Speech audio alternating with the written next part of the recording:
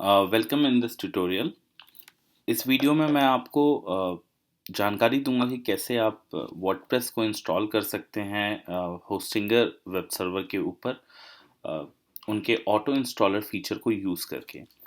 तो चलिए स्टार्ट करते हैं इस वीडियो को। सबसे पहले जो हमें ज़रूरत है वो है हमारा डोमेन नेम जो हमने होस्टिंगर से परचेज़ किया है। तो मैं होस्टिंगर की साइट लॉगिन करता हूँ। ये इनकी वेबसाइट है और मैं सपोज़ अपने डिटेल्स यहाँ पे मेंशन करता हूँ तो मैं अपने अकाउंट में एक्सेस कर सकता हूँ। अकाउंट लॉगिन लॉगिन करने के बाद जो है हम लोग कॉन्फ़िगर करेंगे अपने डोमेन नेम, यानी अ, जैसे जो हमारा वेबसाइट का एड्रेस होता है लाइक www.xyz.com या google.com या bing.com, जो भी आपका वेबसाइट का एड्रेस है, तो इसको किस तरीके से आप अपने वेब सर्वर से कॉन्फ़िगर कर सकते हैं और उसके बाद आप उसके ऊपर वर्डप्रेस को इंस्टॉल करेंगे और हम अपने वेबसाइट डेवलपमेंट के काम को स्टार्ट करेंगे। तो वेबसाइट डेवलपमेंट में जो कुछ इम्पॉर्टेंट चीज़ें हैं उसमें सबसे पहले ये है कि डोमेन नेम होना, होस्टिंग होना बहुत इम्पॉर्टेंट है। तो यहाँ देखिए एक डोमेन मैंने लिया है bpworkshop.site।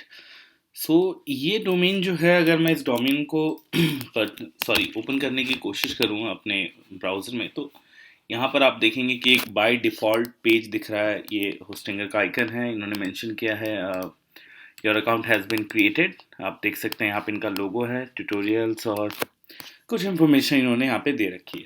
लेकिन मुझे अब यहाँ पे साइट बनानी है और एक चीज़ और मैं आपको नेक्स्ट वीडियो में बताऊँगा। जैसे अभी आप देखते हैं कि इस साइट में आपको यहाँ पे नॉट सिक्योर आ रहा है, तो आपका ब्राउज़र ये बता रहा है कि जो इस वेबसाइट का नेटवर्क है, जो कनेक्शन है, वो सिक्योर नहीं है। तो अगर आप कोई इन्फॉर्मेशन इस साइट पे फिल करते हैं, हो सकता है कि वो इन्फॉर्मेशन कहीं और चली जाए या उस इन्फॉर्मेशन को इसके सर्वर पे डायरेक्ट बीच में जो है कनेक्शन जो है सिक्योर नहीं है। एसएसएल मीन्स ऑल अबाउट कि जो आपका कनेक्शन है, नेटवर्क है, वो इनक्रिप्टेड है, सिक्योर है।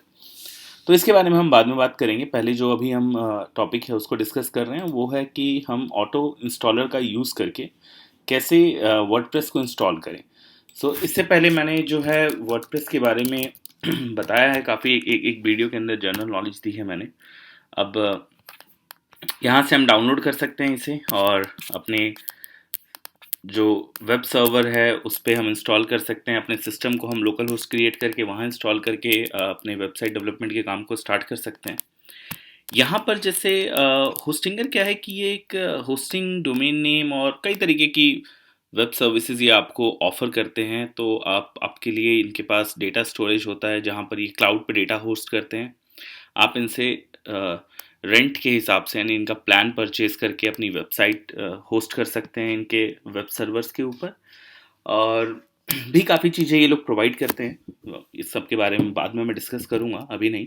अभी तो हम ये देखते हैं कि जैसे आप देखें तो ये मेरा डोमेन नेम है जो कई जगह आप देखते होंगे, जैसे .com, .in, .org, .link, online store, कई तरीके के डोमेन नेम होते हैं। ये डोमेन नेम मैंने टेस्ट करने के लिए और जो है ट्यूटोरियल के वीडियोस बनाने के लिए परचेज़ किया है।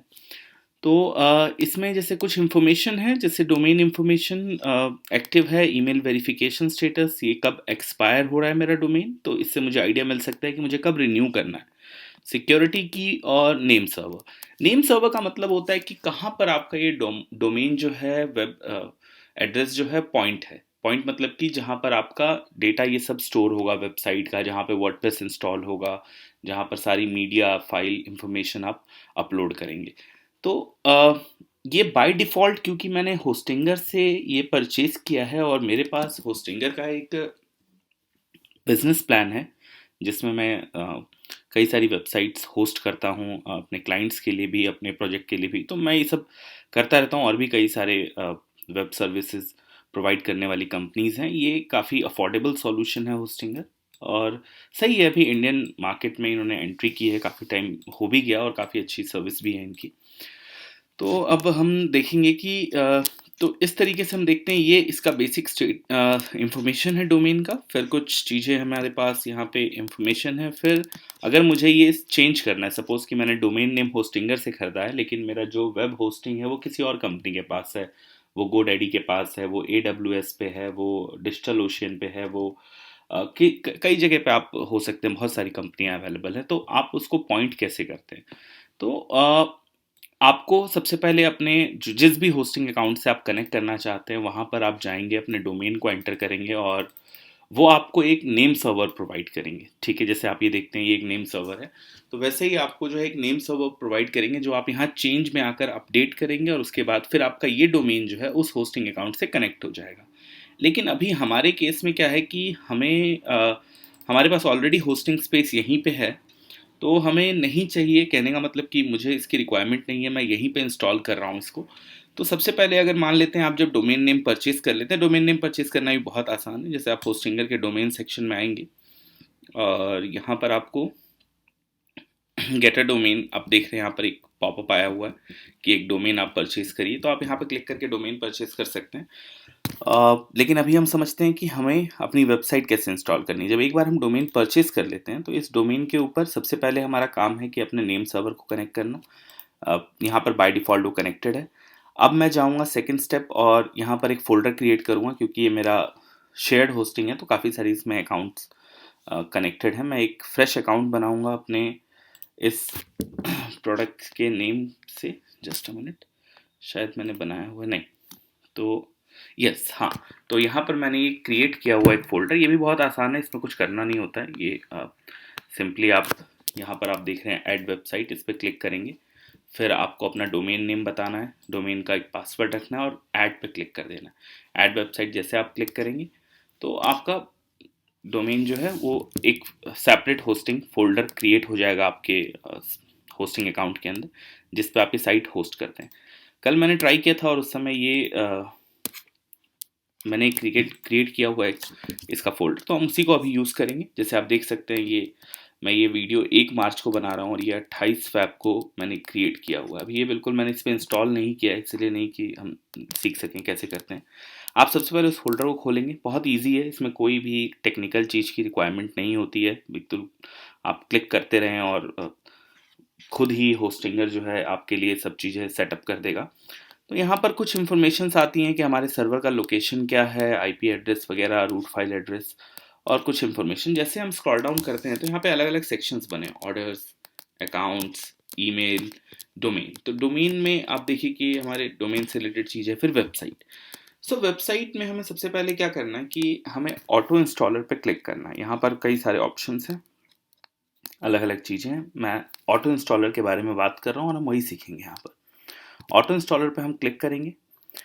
क्लिक करने के बाद ऑटो इंस्टॉलर जो है वो ओपन होगा। यहाँ पे हम देख सकते हैं ये सब चीज़ें मुझे बता रहा है कि हम इस फोल्डर में हैं, यहाँ वेबसाइट इंस्टॉल कर रहे हैं। तो अब मुझे क्या जैसे सबसे पहले मुझसे ये पूछता है कि आप कौन सा एप्लीकेशन इंस्टॉल करना चाहते हैं। इंस्टॉल्ड एप्लीकेशन बता रहा है जो ऑलरेडी इंस्टॉल्ड है अलग अलग साइट्स पे, और फिर मुझे बता रहा है कि आप जो है इन सबको इंस्टॉल कर सकते हैं। और भी इसमें कई सारे CMS ऑप्शंस हैं। सो जैसे सबसे पहला यहाँ पे वर्डप्रेस है। वर्डप्रेस और वूकॉमर्स के साथ कॉम्बिनेशन आप एक बार में इंस्टॉल कर सकते हैं। अगर आप ऑनलाइन स्टोर या वेब शॉप बना रहे हैं, ई-कॉमर्स साइट बनाना चाहते हैं, तो आप दोनों को ही साथ में इंस्टॉल करके डेवलपमेंट का काम अपना स्टार्ट कर सकते हैं। फिर जुमला है, और भी इसमें कई तरीके के अगर मैं आपको बताऊं तो CMS अवेलेबल हैं, जिस पे आप वेबसाइट्स, एप्लीकेशंस और काफ़ी कुछ काम कर सकते हैं। लेकिन अभी हमें जो सीखना है वो सिर्फ वर्डप्रेस सीखना है। तो हम लोग जाएंगे सबसे पहले अपने डोमेन का जो हमने होस्टिंग फोल्डर क्रिएट किया है उसमें, फिर हम जाकर वेबसाइट के अंदर ऑटो इंस्टॉलर को एक्टिवेट करेंगे। अब जैसे ये मेरा ऑटो इंस्टॉलर है, यहाँ पर मैं क्लिक करूँगा और क्लिक करने के बाद जो है ये मुझसे कुछ क्रेडेंशियल्स मांगेगा। वेबसाइट का टाइटल, जैसे मैं सपोज इसका टाइटल देता हूँ VP workshop Hindi site suppose. फिर ये मुझसे मेरा एडमिनिस्ट्रेशन ईमेल मांगेगा। सो इसमें सॉरी स्पेशल कैरेक्टर नहीं डाल सकते हैं इसमें, कोई नहीं। एडमिनिस्ट्रेशन ईमेल में मैं अपना ईमेल एड्रेस डालूंगा। जिस भी ईमेल पे मुझे वर्डप्रेस की तरफ से होने वाले जो भी मेरी वेबसाइट पे चीज़ें होंगी उससे रिलेटेड जो मुझे अपडेट आएगा, जो एडमिनिस्ट्रेशन का ईमेल होगा, वो कहाँ पर आएगा और जाएगा। तो ये मेरा ईमेल एड्रेस होगा। एडमिनिस्ट्रेशन यूज़र नेम मैं रख सकता हूँ, जैसे सपोज़ एडमिन रख दिया, या फिर आपने लॉगिन रखा, कुछ भी आप रख सकते हैं। थोड़ा डिफरेंट रखेंगे तो ज़्यादा बेहतर होगा, क्योंकि काफ़ी ज़्यादा साइट्स को हैक किया जाता है उनके यूज़र नेम पासवर्ड के थ्रू। लोग काफ़ी इजी यूज़र नेम पासवर्ड रखते हैं, बट थोड़ा कॉम्प्लिकेटेड आप रख सकते हैं। जैसे सपोज़ मैं इसमें रखता हूँ वीपी वर्कशॉप एडमिन, और फिर मैं इसका एक पासवर्ड जो है इसमें दे देता हूँ। जैसे सपोज़ मैंने एक पासवर्ड क्रिएट किया, और फिर मैंने इसमें और एडवांस ऑप्शंस हैं, मैं कुछ और चूज़ कर सकता हूँ। लाइक जैसे फॉर एग्जांपल इंस्टॉलेशन पाथ मुझे HTTP चाहिए, HTTPS चाहिए। तो ये थोड़ी सी चीज़ें इंपॉर्टेंट है। जैसे मैं अगर आपको अभी दिखाऊं, तो ये हमारी साइट है, साइट है हमारी VP वर्कशॉप डॉट साइट। तो जब मैं इसे लॉगिन करता हूं, तो आप देखते हैं यहाँ पर जो मेरे को मैसेज आता है वो आता है कि ये साइट जो है, इसका कनेक्शन जो है इट्स नॉट सिक्योर। तो ये जो ऑप्शन आप देख रहे हैं, ये ऑप्शन आपको कह रहा है कि इंस्टॉलेशन पाथ आप क्या चाहते हैं, यानी कि जो आपका जो फाइल इंस्टॉल हो, वर्डप्रेस सॉफ्टवेयर जो इंस्टॉल हो, इसका पाथ क्या हो, HTTPS पे हो या HTTP पे हो। तो अगर आपको मैं बताऊं तो SSL इंस्टॉल करना चाहिए, बहुत ज़रूरी होता है वेबसाइट्स के लिए। तो मैं पहले से ही इसे लेके चलता हूँ HTTPS। तो इसका मतलब होता है कि S मीन्स सिक्योर है, आप इस तरीके से ले सकते हैं।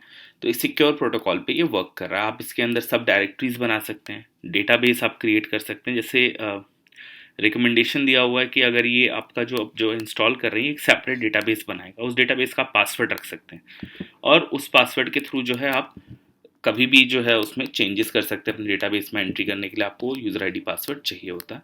खैर, हम अभी इन इन पे बात करते हैं। हमें ये 2-3 चीज़ें इंपॉर्टेंट चाहिए, उसके बाद हम नेक्स्ट पे क्लिक करेंगे। नेक्स्ट पे क्लिक करने के बाद मुझे आप देख सकते हैं यहाँ पर आपको कुछ इंस्ट्रक्शंस आ रहे हैं, लाइक कि कुछ इन्फॉर्मेशन आ रही है कि आपका करंट एप्लीकेशन वर्जन कौन सा है। तो बहुत सारे वर्जन हैं वर्डप्रेस के जो आप इंस्टॉल कर सकते हैं। आप देख सकते हैं इसमें स्क्रॉल डाउन करेंगे तो बहुत सारे हैं, लेकिन रिकमेंडेड है ये आपका लेटेस्ट वर्जन है, हम इसे यूज़ करेंगे। लैंग्वेज जो हमें चाहिए, हमें इंग्लिश चाहिए। अब ये मुझे ये बता रहा है कि डिस्क पे ये मेरा कितना स्पेस लेगा। वर्डप्रेस की जो सबसे खास बात है वो ये है कि बहुत कम कंप्यूटर रिसोर्स की इसको रिक्वायरमेंट होती है वेब सर्वर के ऊपर जब हम इसे इंस्टॉल करते हैं। बहुत लाइट फाइल होती है। तो आप देख सकते हैं 55 MB इसको चाहिए, आपके डिस्क में ये स्पेस लेगा। और PHP का इसका जो लेटेस्ट वर्जन है, क्योंकि आपको पता होगा कि वर्डप्रेस जो है वो PHP पे बनाया गया है। तो PHP का जो वर्जन है वो ये हमारा वर्जन है, और करंट जो है अभी ये इसमें ये चल रहा है।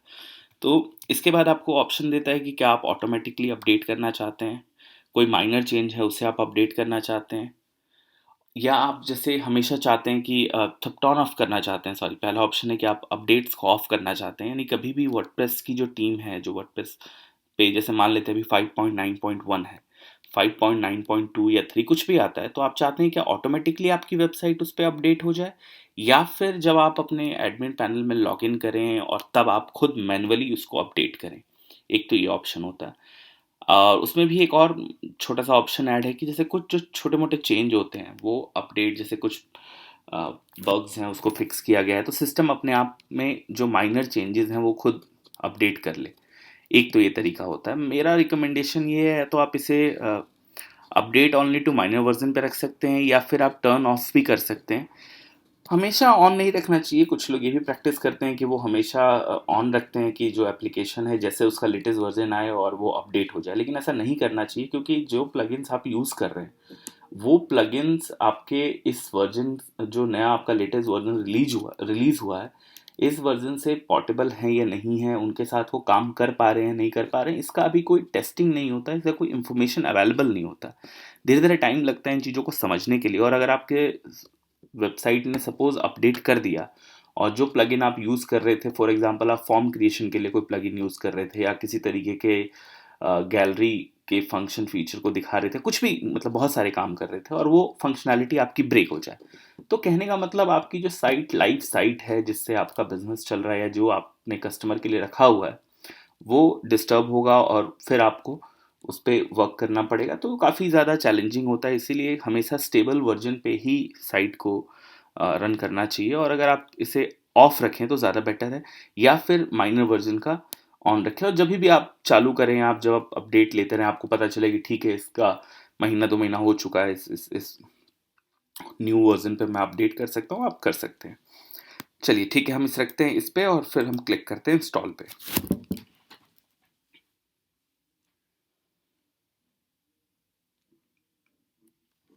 यहाँ कुछ सेकंड का टाइम लेगा ये, ज़्यादा समय नहीं लगता, ये बहुत आसान है।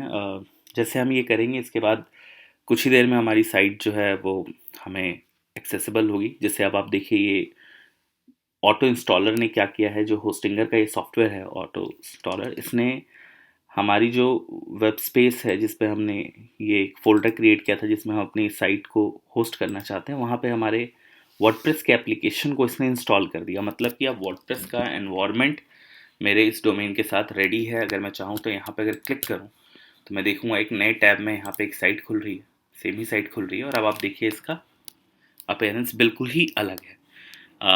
ये जो करंट थीम है उस थीम के ऊपर आइए यहाँ पर, और ये अभी जो लेटेस्ट थीम चल रहा है ये जैसे पुराना था, सेम ही डोमेन है, आप देखिए। लेकिन मैंने इस पेज को रिफ्रेश नहीं किया, इसको रिफ्रेश किया तो ये चीज़ जो है आप अब देखते हैं लेटेस्ट है। अगर मैं भी इसको भी रिफ्रेश कर दूं तो यहाँ पर भी जो अभी हमने वर्डप्रेस इंस्टॉल किया, इसका मतलब ये है कि अब हमारी साइट से वर्डप्रेस इंस्टॉल हो गया। चेक करने का एक बहुत बेसिक तरीका वो होता है कि आप अपने डोमेन नेम के बाद / डालें, VP एडमिन या लॉगिन आप एंटर करते हैं, तो फिर आपसे वर्डप्रेस जो है एडमिनिस्ट्रेशन यूज़र आईडी और पासवर्ड मांगेगा। ये वही यूज़र आईडी और पासवर्ड है जो मैंने आपको बताया था कि हम क्रिएट कर रहे थे जब हमने यहाँ पर अपना अकाउंट सेटअप किया था। फॉर एग्जांपल जैसे मैंने यहाँ पर चूज़ किया था, आप अपना ईमेल आईडी भी इसमें यूज़ कर सकते हैं, कोई इशू नहीं है। जो ईमेल आईडी आपने एडमिनिस्ट्रेशन के लिए यूज़ किया और जो पासवर्ड आपने रखा था वो, जैसे आप इसे एंटर करेंगे तो ये आपकी साइट है जहाँ पर आप पूरा अपना वेबसाइट डेवलपमेंट का काम कर सकते हैं। ये आप देख सकते हैं, ये डैशबोर्ड है वर्डप्रेस का। लेफ्ट हैंड साइड में आपको नेविगेशंस मिलते हैं, post, media, page, comment, appearance, काफ़ी सारी चीज़ें हैं इसमें। हम धीरे धीरे कवर करेंगे हर एक टैब को अलग अलग क्लासेस में कि क्या क्या इन टैब्स में क्या क्या किए जा सकते हैं, कैसे आप फंक्शन इन्हांस कर सकते हैं। तो ये एक बेसिक डैशबोर्ड है। आप यहाँ पे देख सकते हैं, आपका प्रोफाइल यहाँ पे दिखाई देगा, जो आपने प्रोफाइल सेट किया था जब हम ये इंस्टॉल कर रहे थे। तो प्लस जो है आपको कई सारी चीज़ें इसमें समझने को मिलेंगी धीरे धीरे, आप यहाँ पे चेंज कर सकते हैं। तो बहुत सारी चीज़ें हम नेक्स्ट वीडियो में इसे करेंगे। यहीं से हम जा सकते हैं अपने, ये फ्रंट एंड है और ये वर्डप्रेस का बैक एंड है। तो फ्रंट एंड मतलब जो कस्टमर को, यूज़र को जो है सामने दिखाई देता है जब हम अपने ब्राउज़र से किसी साइट पे जाते हैं, विज़िट करते हैं। तो बैक एंड जो कंपनी के ओनर्स हैं, जो टीम है जो वेबसाइट को डेवलप कर रही है या बिज़नेस को रन कर रही है, वो उसके सारे कंटेंट को अपडेट करते हैं। तो बैकएंड पे ये जो इसका बैकएंड है, इस पे हम लोग वर्क करते हैं जिससे हम सारे काम कर पाएँ, पेज क्रिएट कर पाएँ, पोस्ट क्रिएट कर पाएँ, डिज़ाइनिंग के काम कर पाएँ, प्लगइन्स ऐड कर पाएँ, थीम, टेम्पलेट्स वगैरह क्रिएट कर सकें। तो ये सब हम लोग आगे की क्लासेस में सीखेंगे। एक चीज़ जो इम्पोर्टेंट है, मैं इस वीडियो में बस शॉर्ट में बता देना चाहता हूँ कि आपको अपनी वेबसाइट पे एसएसएल कैसे इंस्टॉल करना है। फॉर एग्ज़ाम्पल ये मेरा वर्डप्रेस वेबसाइट है, इसमें मैंने फ्रेश वर्डप्रेस को इंस्टॉल किया है, और अब मैं चाहता हूँ कि मैं यहाँ पर मेरी ये जो साइट है ये सिक्योर हो, ये नॉट सिक्योर ना हो। तो इसके लिए मैं क्या करूँ?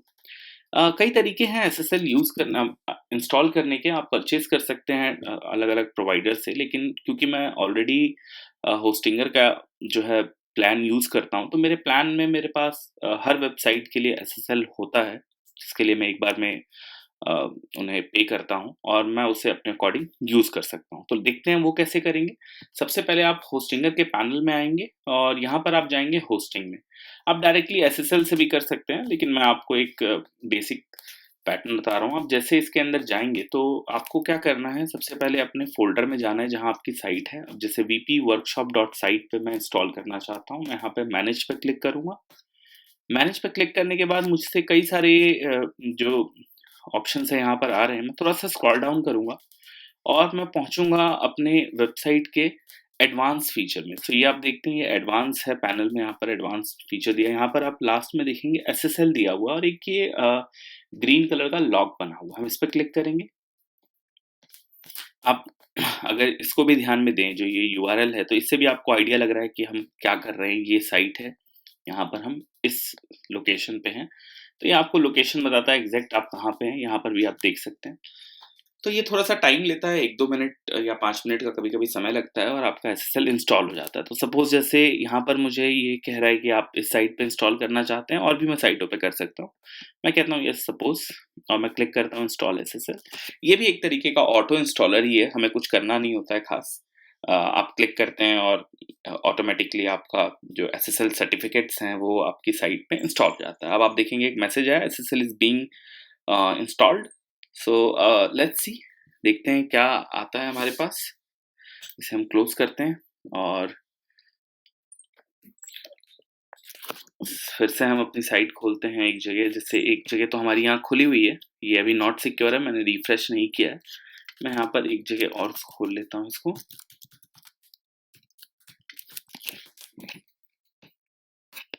अब आप देखेंगे कि जो हमारी साइट है वहाँ पे एक छोटा सा लॉक का पैड बना आ गया है, और जो पहले इंस्टॉलेशन से पहले के जो स्टेटस था उसमें हमें यहाँ पे नॉट सिक्योर का मैसेज आया करता था अपने क्रोम ब्राउज़र की तरफ से।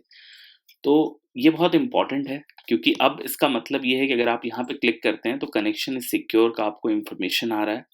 ये बताना चाहता है कि जो भी आप इन्फॉर्मेशन इस वेबसाइट पे डालेंगे, सपोज़ यहाँ पे कोई फॉर्म है, वो फॉर्म कहता है आप अपना नाम, नंबर, ईमेल आईडी डालिए, और जब आप वो मेंशन करते हैं तो ये डेटा जो है वो एक सिक्योर नेटवर्क के थ्रू ट्रैवल होकर डेटाबेस में पहुंचेगा, और डेटाबेस से भी जो इन्फॉर्मेशन आपके ब्राउज़र तक आनी है उसका जो नेटवर्क है वो सिक्योर है, उस नेटवर्क को सेफ माना जा सकता है, एन्क्रिप्टेड है आपकी इन्फॉर्मेशन। तो यहाँ से हम ये देख सकते हैं। अब जैसे ये पोर्टल था जो पुराने वाला, इसको भी मैं रिफ्रेश करूँ तो यहाँ पर ऑटोमेटिकली ये जो है चेंज हो जाएगा और ये सिक्योर हो जाएगा। सो ग्रेट, यहाँ पर आप देख सकते हैं ये सिक्योर हुआ। तो फाइन, अभी की वीडियो में हम यही देखेंगे, यहीं तक हम करेंगे, और नेक्स्ट वीडियो में हम और भी चीज़ें समझेंगे एक एक सेक्शन में कि वर्डप्रेस पे आप कैसे काम करें, इसके बाद पेजेस वगैरह कैसे क्रिएट करें, पोस्ट वगैरह कैसे करें। तो मिलते हैं नेक्स्ट वीडियो में। Thank you.